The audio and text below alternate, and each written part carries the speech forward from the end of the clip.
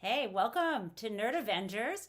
This is Jen Taub in for Mary again, who just has one more day to record the fabulous book that she has coming out this fall called Who Could Ever Love You? You know, I've said this before. You can order it anywhere you like, whether it's your local indie bookstore or online at some behemoth like Amazon. But top of our news today is going to be what is going on at the 11th Circuit. Is it possible that we will actually have a criminal trial for Donald Trump? We shall see. Before the election, doubtful. Let's get started and dive right in.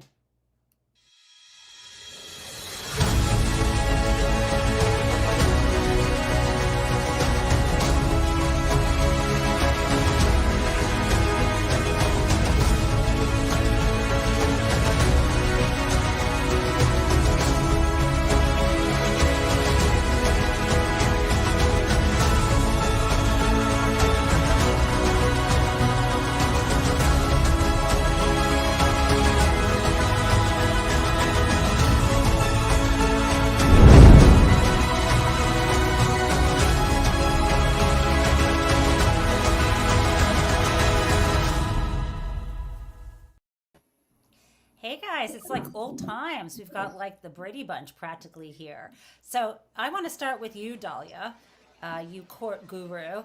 And I want to ask you about the breaking news. And to assist us, I'm going to pull up the top of this letter, setting the schedule for briefing for the 11th Circuit with a calendar beside it. Can you tell us what just went down and whether it means Donald Trump will actually be on trial soon in the documents case in Florida? No, I absolutely cannot, for I just got off the plane. So someone else is going to have to do it while I read very quickly. Okay. Thank you. I'm happy. Sorry, Dahlia, to put No you on the worries. spot like that. No Welcome worries. to this ground. I'm happy to talk about it unless someone else wants to jump in. I guess, okay, I'll tell you guys. Let me let you know what the F is going on, and then you can comment. We just found out that the 11th Circuit, who is hearing the appeal in the dismissal by, you might remember her name, Judge Aileen Cannon. Ring a bell, guys. Okay, we're on this.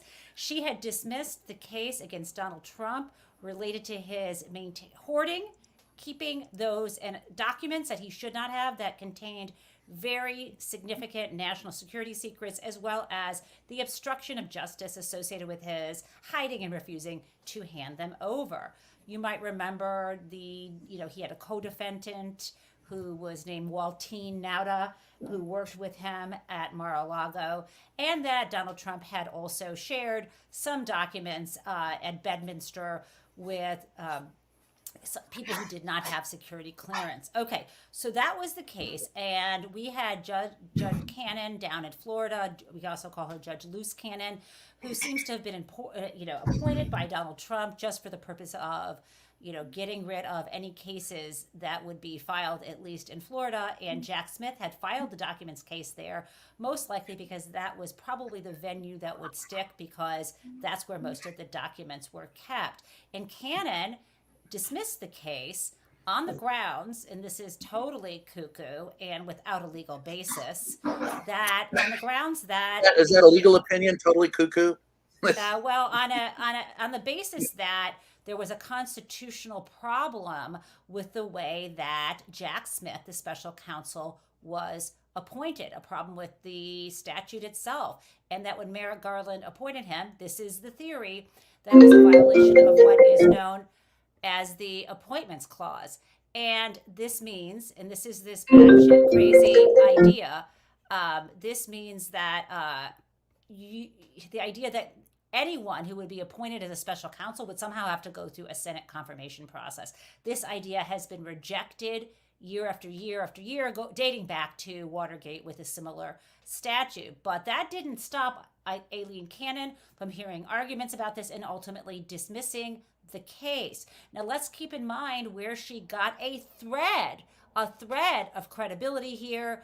The place that she got it was from a concurring opinion by Clarence Thomas in an unrelated case, another criminal case brought by Jack Smith involving the interference by Donald Trump in the in the election or in the certification of the votes back in January of 2021. This is a case that Thomas should have recused himself from, which is, of course, yet another story. And in his concurrence, he just raised the specter of this question of whether it was unconstitutional for Jack Smith even to be bringing that case. So that gave her a rotten shred of an idea that she could dismiss the case. So where we are now, I think I've brought everyone up to date who's listening. Where we are now is this morning. Oh, by the way, let me back this up. Of course, Jack Smith immediately appealed Cannon's, completely baseless decision. And now we find out that the 11th Circuit, where you would appeal from Florida, from the Southern District of Florida up to the 11th Circuit, they are now going to let the parties brief this case. And so the date that they have given as a deadline for Jack Smith, for the prosecution to file its brief, would be, and I've marked it on the calendar here, this is the deadline, August 27th. Now, of course, it's possible that Jack Smith could file it earlier, maybe as early as next Tuesday, right? But assuming he waits till that deadline, then after August 27th, Trump's team would have another 30 calendar days before they file their reply, and then there's another 21 days, and you can see these days adding up on and on and on. Now, let's say Jack Smith is on it, he's got his brief ready, and let's say he files it on Tuesday. In theory, that would mean that Donald Trump would be filing his brief at the end of August, but still, we're still bringing this thing out no matter what into September or October. And even if, this is the question I posed to Dahlia, and I'm going to have her follow up on this, but even if, Dahlia, all these briefings are somehow done and there's a hearing, is there any way possible that even if the 11th Circuit ruled from the bench that this case should continue, is there any possibility that Eileen Cannon would preside or begin a criminal case against Donald Trump before the election? Yeah, Jen Rubin's got her hand up. I'll just say quickly. I could have said everything you said up until the I know you could. If I'd known that I wasn't supposed to be reacting to news, and I just want to really lift up one thing you said, which is the utter batshittery of Judge Cannon's order and the utter batshittery of relying on Clarence Thomas in any way, an issue that was not briefed or argued in the immunity case, had nothing to do with the immunity case. The idea that we're relying on a Scalia dissent as though that's the law. Please understand you said Scalia, and I love that you did that because it could be Scalia here. Is it? Oh, I'm sorry, the Scalia dissent back in the... Yes. Oh, I'm sorry, I'm messing up. So please elaborate for me. It's not, I don't think it's worth wasting a lot of time on it, but I think that there's a tendency now to rely on Scalia dissents in old opinions as though they are the holding of the case. And this is what was happening. And so it's sort of a double decker lifting up a dissent, or Thomas lifting up Scalia, but then Thomas in a lone concurrence that nobody else joined, suggesting that this is a good time to revisit the special counsel, the constitutionality of a special counsel. So I just want to sort of make the point that this is the sort of Matthew Kaczmarecification of America, where a single lone judge can try to, by leaning on dissents or by leaning on, completely picking up stray lint in the constitutional couch and saying oh, I guess now, because Clarence Thomas is one guy on an issue that wasn't briefed, now we have the opportunity to revisit the special counsel, even though nothing has changed in decades there other than some throat clearing. But I think the important thing that you're asking, and I'm very curious what you all think, is whether in some ways this puts this case on track for before the election. To me, the answer has to be no. There's just no possibility that even if, Jack Smith got his filing in early, and even if it was answered in a timely way, the idea that and even if, Trump loses, the idea that you're going to calendar a case to start, days before the election strikes me as fanciful. I do want to be really clear that we still think there's going to be a meaningful sentencing in the Manhattan case before the election. We do think there's reason to believe that Judge Chutkan is charging forward with at least something, whether it's a mini trial, as folks are calling it, or just some kind of assessment of the evidence. I do think that this is not stopping all of the criminal trials going forward, but I think the idea that this one, that in our wildest dreams was never going to happen before the election, is now going to somehow get calendared and heard before the election, I think is just hopium on hopium. And before I turn to Jennifer Rubin and then to Dean, because I know he has to leave soon, I want to follow up, Dahlia, with you on the Chutkan situation.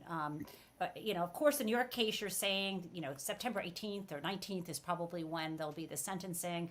But with Chutkan, is it possible that even if she has is it possible she would put those evidentiary hearings that she's supposed to have to determine if something's in scope of employment, in official duties or not? Is it possible that she might put that on hold if asked by Trump because of this question about Jack Smith not being a legitimate prosecutor? Well, I think, let me back up a couple steps. First of all, remember that if Judge Cannon remains the judge in the Donald Trump Mar-a-Lago case, it will never come to trial, regardless of what the 11th Circuit does. So the issue is not simply will the 11th Circuit reverse this ridiculous decision, but will it boot her? And if it does, and then it comes back, it will have to get reassigned to a real judge, a new judge, who will then have to begin to wade through all the things she hasn't decided, because remember, there's a long list of motions she hasn't, and then get the case restarted. So we would hope that within the first few months of the Kamala Harris administration, that a prosecution then might take place. But nothing, I think, is conceivable to happen. And we don't even know whether Jack Smith is going to include a motion to recuse, because all we have right now is the appeal. And that doesn't say one way or another whether he's going to move to recuse. All right, so we flip over to Judge Chutkan. Most likely what will happen is when the case lands back on her desk is she will have some kind of a conference, hear from the parties about what they do now, which is how do they apply the Supreme Court's opaque, unworkable, ridiculous decision to these facts and this indictment to decide what parts, if any, can go forward. The Trump people, I am certain, are going to say, well, just decide on the papers and maybe in like November we could brief it. So they're going to put this off. They want it decided on papers. They want this thing under the rug, in the closet, door locked, never to be heard from again. Jack Smith, however, I think if he is savvy enough, will say, listen, some of what the Supreme Court indicated might be decided on the papers, like the part about Vice President Pence, whether that issue, whether the conversations between Trump and Pence regarding his alleged power to throw out the electoral slate, whether that part would be triable. In other words, whether the presumption of immunity could be rebutted. Maybe that can just be briefed off to the side. But I think he would argue that deciding what are completely unofficial acts has to be a matter of factual inquiry. And the Supreme Court's decision made all kinds of reference to the circumstances, the facts. We don't have enough from the pleadings. This would be all the circumstances. But we're going to have a difficulty, I think, deciding what could even come into that hearing. So the short answer to all of that is, I think there is a chance for a factual hearing, but I think working out the details of that and actually setting that in motion is going to take probably a long time. And I have a question whether Judge Chutkan would actually do that before the election. So thank you. I want to pretty soon pivot from this to something new that's happening. We can always circle back to this, in a moment. But today, right as we speak, Kamala Harris, the presumptive nominee for our party, for Democratic Party, is speaking before the AFT, the American Federation of Teachers Union, and she's been saying some amazing things about banning books versus banning guns and the like. And so before I show some clips from that, I want to do a little go around a bit and ask you, what are the positions that you're seeing Harris take, the bold positions on the campaign trail that you are thrilled about? Dahlia was making a little note in the chat, so I'm letting you return and jump the line, and then I'll go to Dean and Brian. Dahlia, what do you have to say? I'm not sure that this is a thing she's taken a position on. I just want to make the point before we walk away from the courts completely that it would be malpractice if we don't agree that this is the last best chance for Harris to make the case against the Supreme Court, to make the case for structural court reform.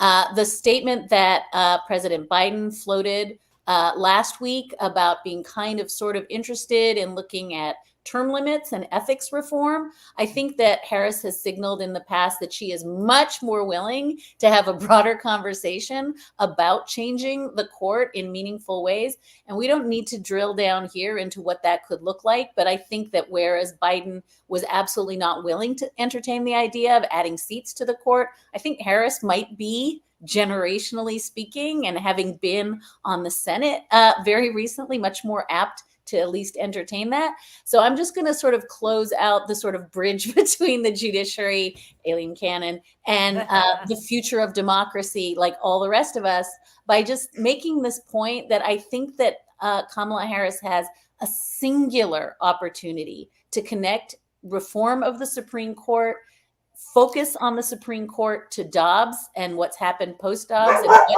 on Project 2025. And I also really, really want to make the point, I made it in a panel that Jen Rubin and I did day before yesterday. But if you are focusing on this race and not focusing on the court, you have utterly missed the fact that every single prong of the 4 baskets that Project 2025 wants to do to America is already being done by the U.S. Supreme Court. Every major leg of that chair is already happening. Thank you, Supreme Court, whether it's happening in Chevron, whether it's happening in Dobbs, whether it's happening in the massive accrual of power to the executive branch. Those are the pillars, right, of 2025. The court's given that already. So let's be really laser focused. I want to say we can talk about other things, but if Harris does not take the next 3 months to make the argument about why you should care about the Supreme Court and why every single thing she does, even if she wins, can be undermined by the Supreme Court, then I don't know that there's going to be a better moment going forward for that to happen. So that's my bridge. So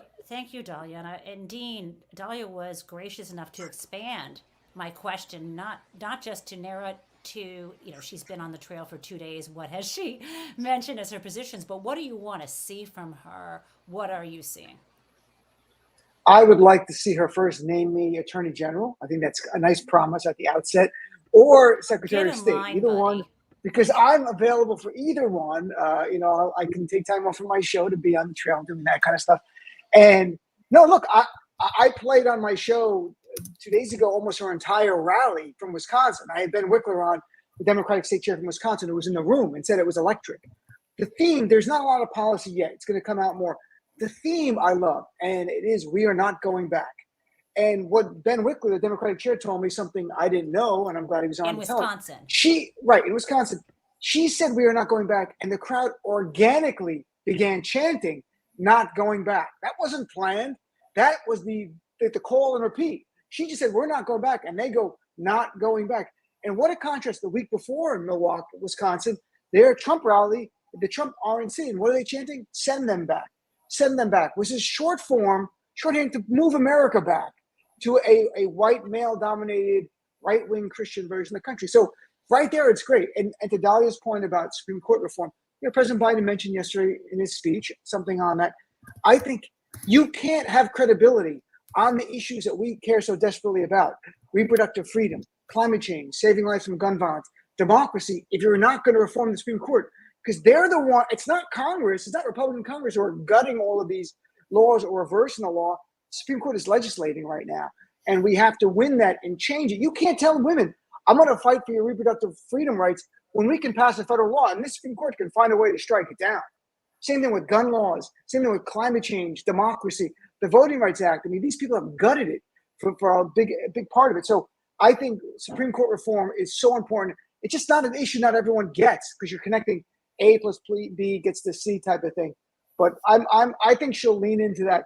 But I'm so excited. I mean, listeners to my show, so excited. Last week, purgatory.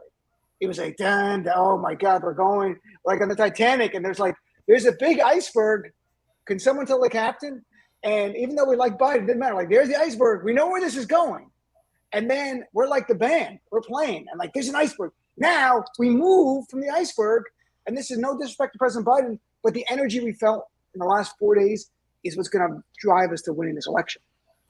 Thanks. And Brian, we have you. These are tough acts to follow here. What are your? Well, let me be the pragmatist. What do you want? I'll be the pragmatist. I Okay. all of these are wonderful ideas. I subscribe to them wholeheartedly because, and referring back to the last thing we were talking about, the previous president in that wonderful case down in Florida first said he didn't have any documents, then said the FBI planted them, and then said he had a right to have them because after the fact he gave himself immunity. I don't want that guy in office again. So pragmatically, I want to know what the hell the vice president is going to do to reach out in the states that matter, the ones that are toss-up, the ones that are up for grabs, and secure those votes. So I want to see who her VP pick is, and I want to hear from her specifically what she's going to do to address those people that are not part of the Democratic base who are sitting on the fence. I'm pragmatic. I want a victory, and I'm all down with the Supreme Court needs to not only be reformed, but you need term limits, and a couple of them need to be prosecuted for tyranny. But all of that aside, first thing, how are you going to win this damn thing? That's the most important thing to me right now going forward. I want to see that path. And until I do, I'm sitting here still on pins and needles going, I love what she's saying, but how the hell is she going to get elected?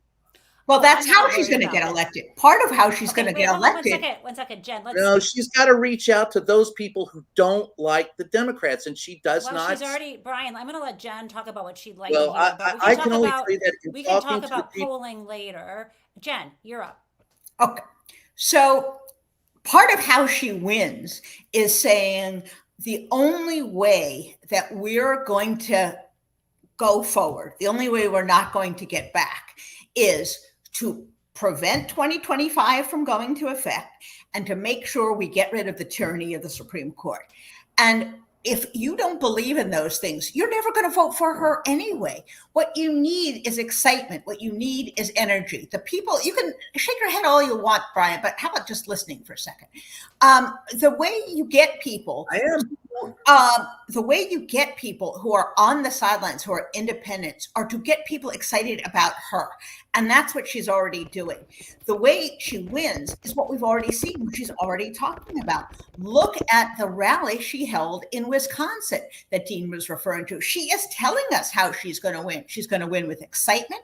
She's going to win with a more contemporary vibe.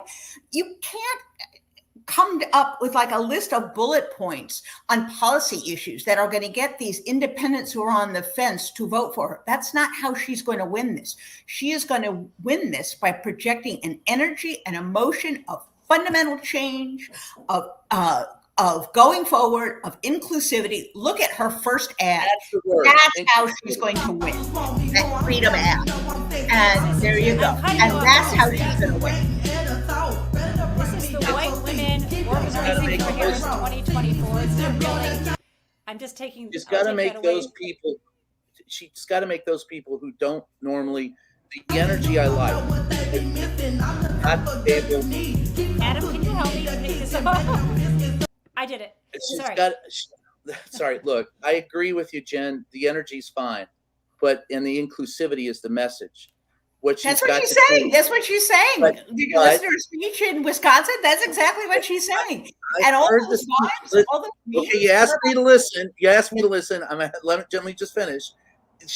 I love that message, pragmatically, there are people in the swing states who still aren't listening. They didn't hear the message. So what I'm talking about is a Brian, grassroots I'm going to cut you organization off right now because I didn't with give you just one permission. No, I'm going to cut you off and cut your mic because I didn't give you permission to argue with, but Ponzu, I didn't give you permission Well, to I bark didn't know I either. needed permission. I didn't give you. Well, I'm the Does- moderator. Does that here. dog sound mean something? That dog sound Yes. should mean something like on a show. That Yeah. dog means we have to stop fighting. Something like Yeah. that. So But I actually like the fighting, but it's because it's good natured. It's yeah. So what I want to, we've got a lot to cover, and when I invite people to like, what's your thought on that?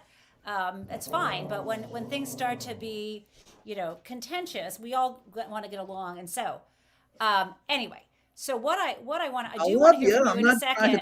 I do want to hear from you in a second, Brian, but I had something else in mind because I wanted to address what you said. There's a right here. I totally agree that there is a tension. Then Brian's entirely right. There are some voters who are entirely focused on, okay, what is the substance? I want to know in a linear form with numbers too, how is she going to win? And that is half my brain, okay? And then there is another group who is looking at the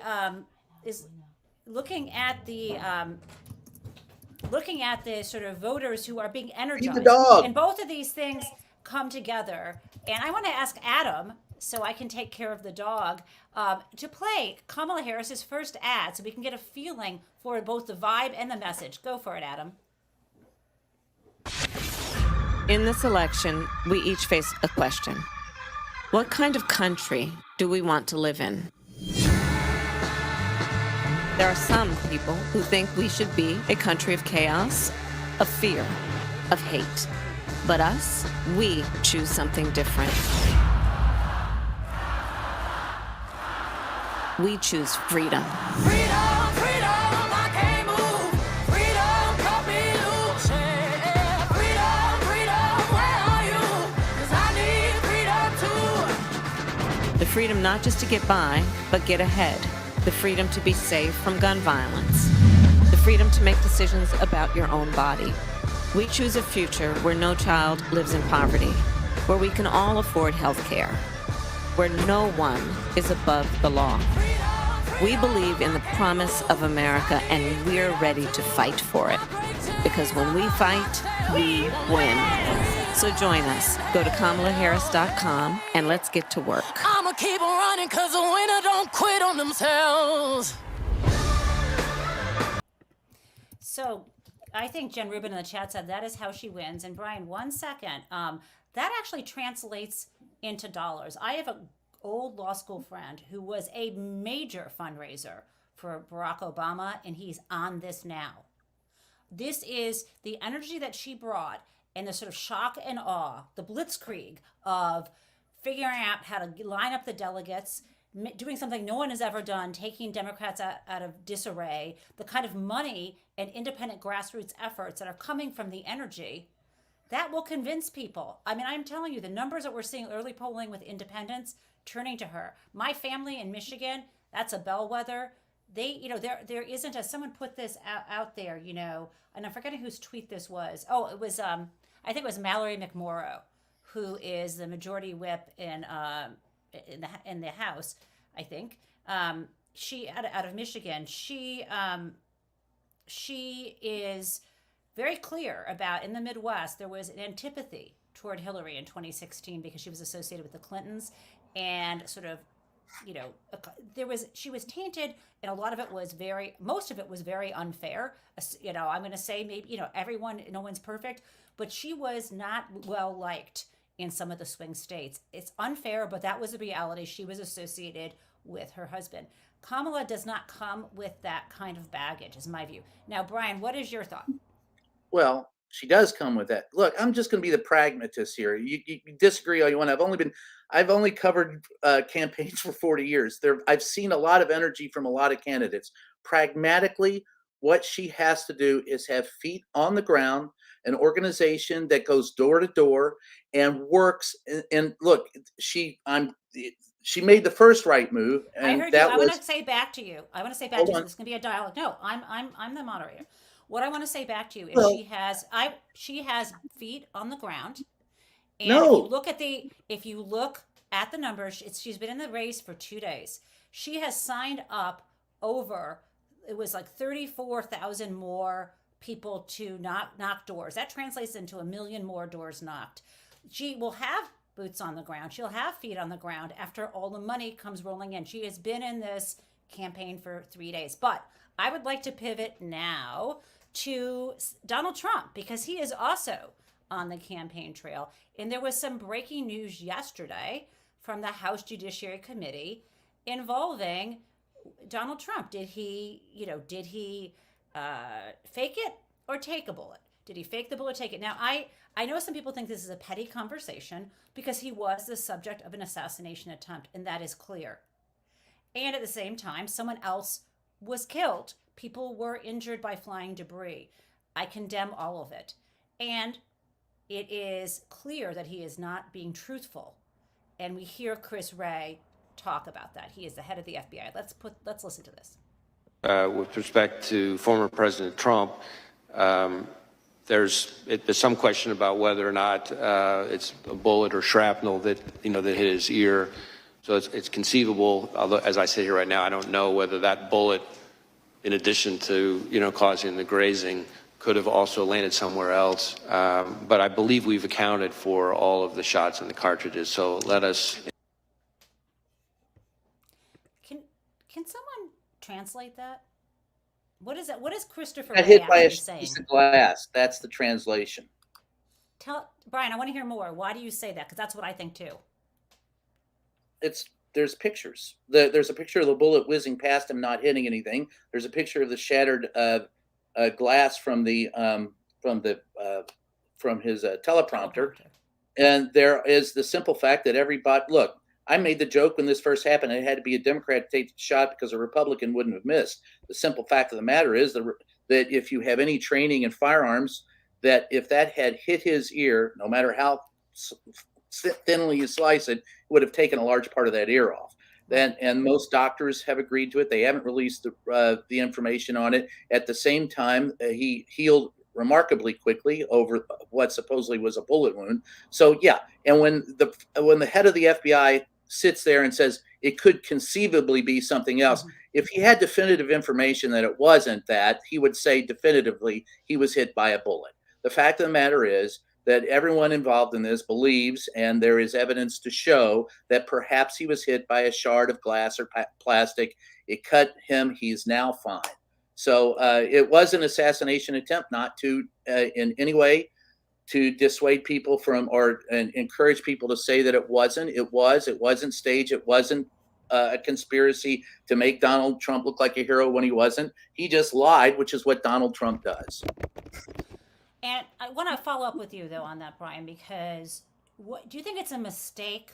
I mean, I jumped right into this in Morning Jen by bringing this up, but do you think it's a mistake to even talk about this because there's an upside and a downside to bringing this up? What's your analysis? Of bringing it up, you have to discuss it. Look, Donald Trump lies. We've normalized everything that he's done. We've got to quit normalizing it. We talked about Joe Biden being old and we talked about his stuttering, but when was the last time we talked about Donald Trump lying about damn near everything that comes out of his mouth, including everything in that debate, including the fact that, for the love of God, Donald Trump is sitting there telling you he got shot by a bullet when he probably didn't. Meanwhile, he's going on and on about electric boats and shocks to the system and being friends with a wonderful fictional serial killer. So yeah, this is worth talking about. It should be talked about often. Dahlia, go ahead. You have something to say. Just one quick add. I totally agree with Brian. And I think the idea that in the wake of the shooting, we all got real quiet because people were saying, it's your fault, right? If you criticize, Donald Trump in any way, you are fomenting, stochastic terror and self-help vigilante justice. And that's insane, right? I mean, there's one party that is calling for stochastic terror and vigilante justice explicitly every day, including, right, the one of the authors of Project 2025. There's another party that decries it at every turn. And so we can't be backed off from criticizing Donald Trump and then told, we are the ones who put the gun in the hands of the shooter. But I want to make one other point really explicitly that Brian just said, and that is we are being trained to have very asymmetric versions of what truth and accountability are. We are being trained that a statement by Ronnie Jackson, who is not, licensed in any, he's only licensed to practice on a military base. He has no authority to issue a statement about what happened to Donald Trump. And that's the totality of the medical reporting we have had. And so the notion that the same people who are saying we want more testing of Joe Biden, evidence from him, whatever evidence was put forward was insufficient, right? Because that is the demand that people are entitled to make for medical information. And then when Donald Trump is like, I have no medical information, forget what happened when I had COVID and there were days and days and days of pressers about my health, but now I have no obligation to disclose anything. And the person who's going to disclose actually doesn't have a medical license to talk about it. And we're like, okay, well, Ronnie says he was shot. So I think that more than even what Brian's saying, which is we have to keep demanding truth, I think we have to really have symmetrical demands for what is adequate information. Right. And under any assessment of the facts, this has been inadequate, and as Brian suggests, at times false. And Jen, it's going to before I turn to more comments, I do want to hear from you. I want to play for the record. Adam's going to play, how Donald Trump has been characterizing this and kind of using it to foment violence against people he blames for the glass in his ear. Can you play that, Adam? On my right ear, I said to myself, wow, what was that? It can only be a bullet.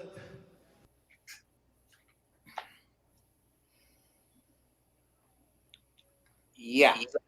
If you let him get away with this, this is going to hurt. This is another way that when you allow Donald Trump to perpetrate fiction as facts, Kamala Harris is going to have a hard time pushing back against this kind of stuff if we normalize any action by Donald Trump and his lies. It's going to bleed over into the vice president's attempt to win the presidency, because you cannot allow Donald Trump to state falsehoods as facts, accept them as such, and then expect someone to argue, logic against it. It's not going to work.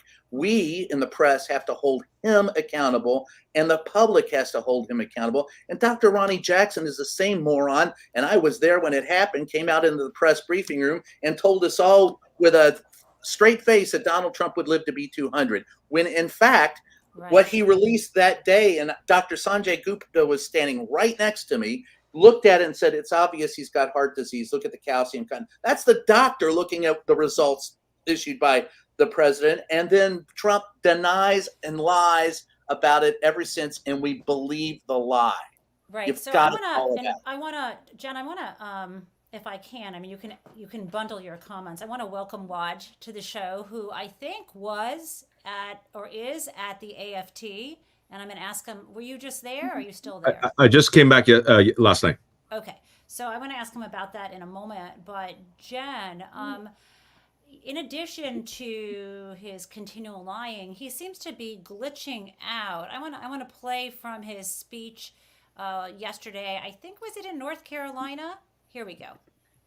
Is also a total radical on a word called do you know this, right?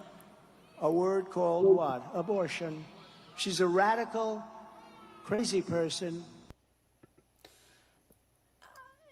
I mean, can you just react to that, Jen? And you can also talk about how we treat him, the asymmetric, manner in which we treat him relative to any other candidate or actually human being on the planet. Well, I, and even before that, George Conway, have been talking for months, years actually, that Donald Trump is an unwell person. that he not only is a narcissist, a malignant narcissist, but he is a sociopath, contempt for laws, a preference for violence, but that he is degenerating before our eyes. And there are psychologists, psychiatrists out there who are more than willing to explain this. The press has run from this. The press will not touch this, although we have spent weeks drilling down on every speculative feature of Joe Biden's health, accusing him of having Parkinson's and all the rest. The press has studiously refused to do this. And enough. He is obviously degenerating. Look at these glitches, which often result not only in these word kind of cul-de-sacs, but sometimes he substitutes a sound for a word because he can't even get out a word. He has these incoherent thoughts. His posture is very peculiar. He drags one leg. He has a whole set of behaviors that are associated with some people who have dementia. I am not diagnosing him, but why aren't we looking into this? Why is there no discussion? There was plenty of discussion about Joe Biden's mental health and emotional fitness and all the rest. Where is it about Trump? And our friend, George Conway, has a new pack out, the Anti-Psycho Pack, which is dedicated to exposing this, to raising the conversation. He started off the contributions with, I love it, I love George, with a contribution, let me see if I can get this right, of $343.34. Anyway, it's 34, because of course that's the number of the convictions that he's had. So I think it is essential that if the corporate media doesn't raise this, that the rest of us do. And without Joe Biden there, I have to admit, as a distraction, perhaps they can be pointed in the right direction because they can focus on this. And you know who can make them focus on this is Kamala Harris and her VP. All they have to do is throw it out in a couple speeches and the press will be forced to cover it. Because as Brian knows, the press doesn't cover things independently. They don't actually do investigative stuff. They're not there chomping on the cigar, get the lead, get out there and find stuff. They have to have stuff dropped on their desk, neat and prepared. They have to have a hook of something going on to cover something, even something incredibly important. So give him that hook, raise the issue. She's already raising the fact that he's a felon, the prosecutor versus the felon. I love that. And next we need the sane person versus cuckoo brains. And then perhaps we can get a conversation going about his mental state. I disagree a little bit with Brian and Dahlia on the bullet thing. The press has this much bandwidth, maybe concentrating on the mental capacity and not specifically probing on the bullet is an easier way to do this. I understand the connection. It's all about lying. It's all about his compulsive rejection of reality. But we kind of have to pick our battles at some point. Okay, I'm going to thank you. And that you gave me a really good transition to ask Waj his first question. Jennifer, you said that the press needs something dropped in their lap. This is the top of a press release that also went out as a campaign email from Harris for President headquarters. The headline is fabulous, biting statement on a 78-year-old criminal's Fox News appearance. And I don't know if that was an appearance this morning that she was responding to or his appearance was last night, but the opening sentence or salvo. After watching Fox News this morning, we only have one question. Is Donald Trump okay? And it goes from there. What? Did you watch? I didn't Donald Trump on Fox News or read this presser. And do you have an idea on the role of sarcasm and wit in bringing down Donald? I unfortunately am a masochist, so I saw part of his rally in Charlotte where he again talked about Hannibal Lecter. That's 3 talks in a row. Talked about him as a real person. He also said that he will replace our military generals with football coaches. And NASCAR drivers, he had that mental brain fart on embiggen, abortion. And then for all those people in the press who have failed spectacularly and I believe should resign from their job, who said that he would be pensive and serene, who tried to gaslight us, seeing the same man who he's been for 9 years, he did a complete 360, not a 180, a 360. And as you know, Jen, I've had near-death experiences, and a near-death experiences humbles you. It makes you appreciate life.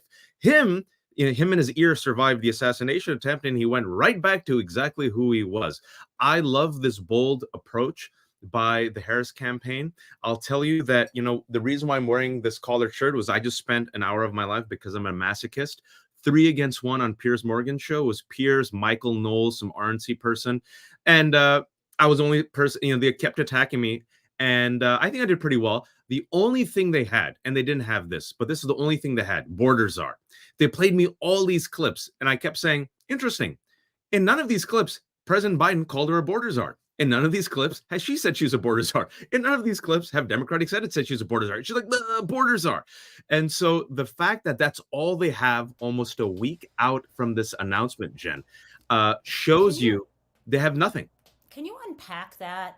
Because what is the importance of elevating her to that kind of stature and connection with the southern border? What are they trying to do? Absolutely. So what they have pulled on is that where Donald Trump is the strongest is on quote unquote immigration, right now. And naturally, right wing keeps hitting Democrats in immigration, and he's keeping the conspiracy theories and invasion. And Democrats historically have been weak when it comes to responding on patriotism and value and freedoms and family values, which is why We Choose Freedom is brilliant. And secondly, what I did on Piers Morgan, and they all tried to attack me, and Piers Morgan tried to gaslight me, but I didn't allow it, is I said, let's talk about immigration. I'm all for it. I said, do you know right now border crossings are the minimum compared to the Trump administration? They tried to pivot. Then I said, when Joe Biden came out with one of the strongest, harshest bipartisan immigration border bills, and he got the conservative Republicans to sign on, guess who at the last second tanked it? Who called up all the Republicans and said, don't do this because it will help Biden, Donald Trump. And so they kept trying to pivot, but the reason why they're trying to focus on this, and I think it's not going to work, is because they see one advantage for Trump, and they see one advantage to attack Kamala. But from the own words, President Biden told her that he's in charge of the policy to work with Central American nations to see if we can do something with these Central American nations to stop migrants. So that's what she did. She wasn't a border czar. She wasn't in control. That title doesn't exist for her. DHS still has that, that authority. But this is why, going back to what Jen said, I think you have to take every single opportunity, folks, not to be defensive. Call out the lies, go on offense on everything, healthcare, economy, immigration, because, I'm in this space where, Jen, I'm the masochist, and I go on Piers and other stuff, and I hear them, and I sit there and take the 3-on-1 attacks. Even Piers, most of the show, Piers Morgan said, I don't think Donald Trump being Donald Trump will help him. I don't think he's changed. And his ugliness against women, that doesn't even sound good to me. That's what Pierce was saying. And you have a young black woman compared to Donald Trump, 59. I'm so glad she said 78. Call out the age. And, going on the offense. And I do think, based on what you're all saying, it's perfectly fair to do the both sides jujitsu. Joe Biden flubbed a word. This mother effer couldn't say abortion. Joe Biden mistook people. This guy is talking about Hannibal Lecter. Joe Biden gets facts wrong. This guy lies. I think it's very effective. And I think when you put Kamala Harris, a young, relatively attractive, biracial woman, up against a doddering vulgarian, you talk about enthusiasm and you talk about women and the youth, they'll come around. My 2 cents. Thank you, Waj. And I, as you were talking, something struck me, and I wonder if others feel this way. At what point do we stop saying Joe Biden's name? Does it help? Because, when we're talking about the Biden-Harris administration, but talking about him, I mean, I know he's still president, but in the context of her campaign, now that he has handed things over, it's just a thought. But Brian, I know you made a note in the chat about the term border czar. You may have some additional information. You're muted. Yeah, that came from a question in the briefing room when they announced what her duties were, what the vice president would be doing regarding border policy. It was meant more as, and it was cleaned up yesterday by Karine Jean-Pierre when she got out and said that her job was never that of a czar, that it was, to work with diplomacy and working with the people on the border. So the term czar actually came from one of the reporters asking a question, saying, "So what are you doing?" Saying she's like the border czar, and that got picked up in the press. That got picked up by the administration. It was used loosely by those, and it didn't mean what is tradition. And what does traditionally the czar mean? Like the drug. I mean, the only czar I knew was in Russia. So that term has always been amorphous anyway. To now hold it against her or to somehow mean that she hasn't been in control of what's going on the border is kind of ridiculous. Doesn't And I remind czar mean everyone the IFC? I mean, who's in fucking charge? I mean, isn't the czar supposed to be the but it's person they who called decides? someone the drug czar once, but that didn't, the Secretary of State was the drug czar. That's not, the term doesn't mean, you define it. I've always asked people to define what that term means whenever I've been in the White House. The drug czar, the crime czar, the this czar, the that. What the hell does that mean? They were elected to do a job. This is what their job is. This is what we've been told that they're doing. In no way does it, the implication of being a czar is like being somehow dictatorially in charge. And that's never been the case. So it's a term that's best not used. It's a term that Donald Trump wants to use and the Republicans want to use to shame the vice president because she was involved with border policy. And the fact of the matter is, folks, at the end of the day, there was bipartisan legislation that was sitting there. It could have been passed. Donald Trump didn't want it passed so he could run on this and But when pick you, on. and I know that that's a good response for her to make, but I think the question is, and this is going to get to the VP choices. The question is, does this mean she has to pick Mark Kelly, who is now suddenly being more pro-union, to counterbalance the argument that she doesn't know what she's doing or has a good border policy? Because words, words don't always work as well as people standing in there and saying, "I'm a senator from Arizona. I know what's going on at the border. I supported this legislation. Where were you?" is a lot better, I think, than just saying, nanny, nanny, hoo, we, why didn't you pass this? I'm getting more comfortable with him as a VP, which brings me to Donald's VP choice. I mean, on Fox News, he claimed that he still liked him and that the honeymoon wasn't over. But if you have to ask the question, really, I'm seeing, and I want to ask you about this, Dahlia, I'm seeing a lot of conservative women have public dialogues on Twitter about his hatred of women and his condemnation of anyone who hasn't been a parent and his idea that you should have more votes based on the number of children you have. I mean, he's offending everybody, especially people who either are single or own cats or both. What are your thoughts on Mr. Hillbilly Elegy Vance?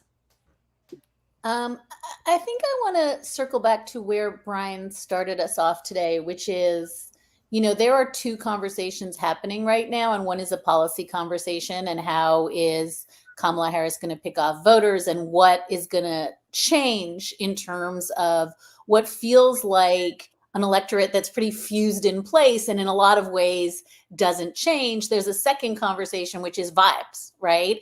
And the thing that has changed in a week is principally vibes, right? We all feel better. And I want to say again, and I said it again at that conference, Jen Rubin and I just did, let's just buckle in for a little bit of sugar crash, right? Like, we're in intense sugar shock right now. Everyone's super happy. And, after a child has a lot of sugar, at some point they're rolling around in the aisles, begging for, more sugar. And I think we just need to understand that in the vibes conversation we're having right now, which is thank God, I don't want to diminish it for all the fundraising reasons you said, Jen, for all the reasons that I think genuinely people needed something to vote for. And it turned out vote for democracy, not autocracy, was not moving the needle. So let's wallow in the vibes. And that brings us to JD Vance, because as best as I can tell, The only people who are excited about JD Vance as vice president is JD Vance. And when you have lost, the former president, Not you his have wife. lost the party, you have lost, I think you're exactly right that in a deep, deep sense, had former President Trump had the self-knowledge and humility to at least feign an interest in having women vote for him, we would have had a different nominee, but he can't. He needed somebody he could overshadow. He needed somebody who was just kind of meh compared to him. And he Right. got the mehest meh guy in the history of meh.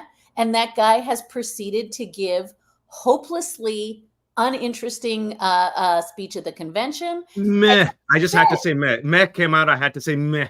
Meh. And I think we should just wallow in the vibe that is that this guy is a dud.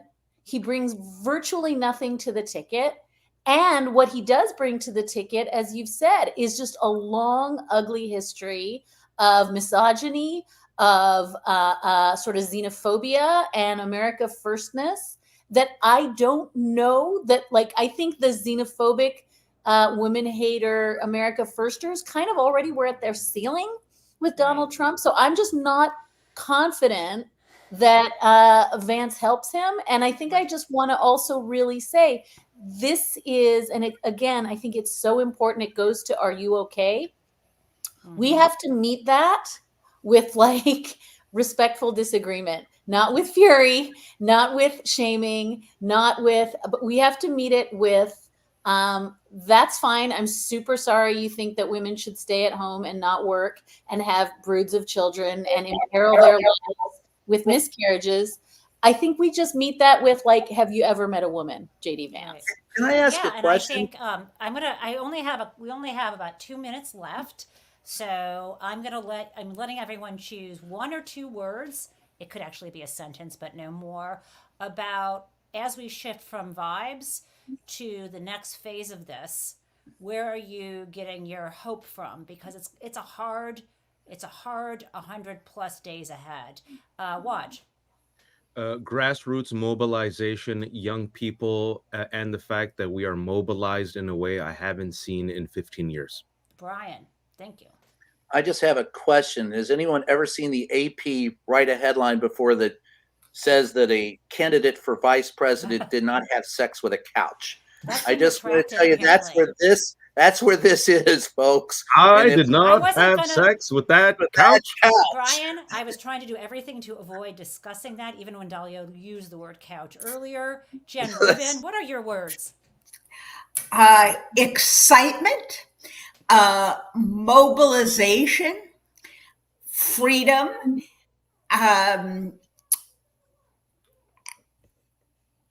and jujitsu, because that's what Democrats have done.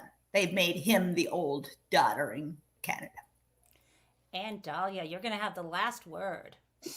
I am taking so much flack in our little private chat here about not only referencing a couch early on, but sitting in front of a couch. And I just want to be super clear that at no point did JD Vance and the couch. Now I can't unsee it. We're just really good friends. Thank you. I think that, I want to sort of re-up what everyone else said. I want to say women of color. I want to say young people who, you can love TikTok or not love TikTok, but holy hell, the TikTok game is strong.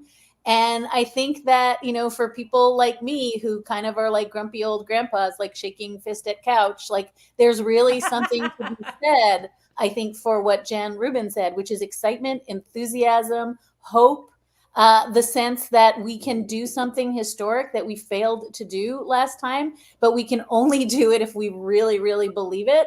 And for whatever reason, we believe it. It's, I think that, as you said, Jen Taub, hope is a thing, it's really a thing. And I guess I'll say this, not going back. Thanks, everyone.